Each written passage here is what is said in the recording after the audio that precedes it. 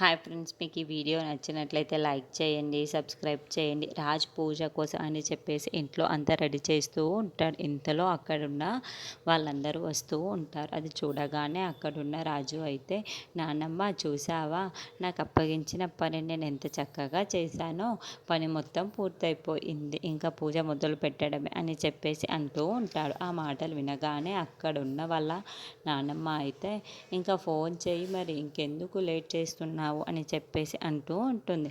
ఆ మాటలు వినగానే అక్కడున్న రాజు అయితే ఒక్కసారిగా షాక్ అయిపోయి, ఎవరికి నానమ్మ అని చెప్పేసి అడుగుతూ ఉంటాడు. ఆ మాటలు వినగానే అక్కడున్న దేవి అయితే, ఇంకెవక్రా, కావ్యకే చెయ్యమంటుంది మీ నానమ్మ అని చెప్పేసి అంటూ ఉంటుంది.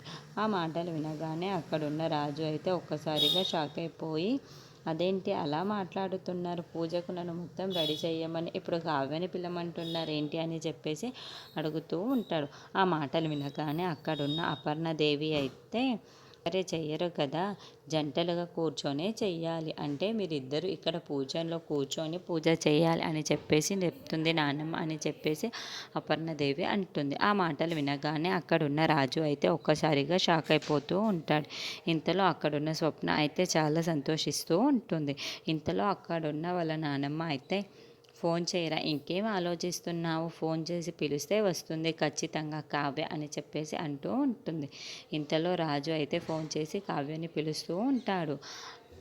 ఫోన్ చేయడంతో అక్కడున్న కావ్య అయితే వస్తూ ఉంటుంది. అక్కడ పూజని జరిపించమని వాళ్ళ నానమ్మ బ్రతిమలాడుతూ ఉండడంతో అక్కడున్న కావ్య పూజ చేస్తూ కూర్చుంటూ ఉంటుంది.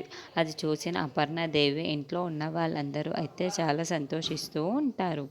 ఇలా ఉండడమే కదా నాకు కావాలి అని చెప్పేసి అపర్ణదేవి అనుకుంటూ ఉంటుంది. ఇంతలో గణపతికి అయితే చాలా ఘనంగా ఇద్దరు కలిసి జంటగా ఉండి పూజని జరిపిస్తూ చాలా సంతోషంగా ఉంటారు.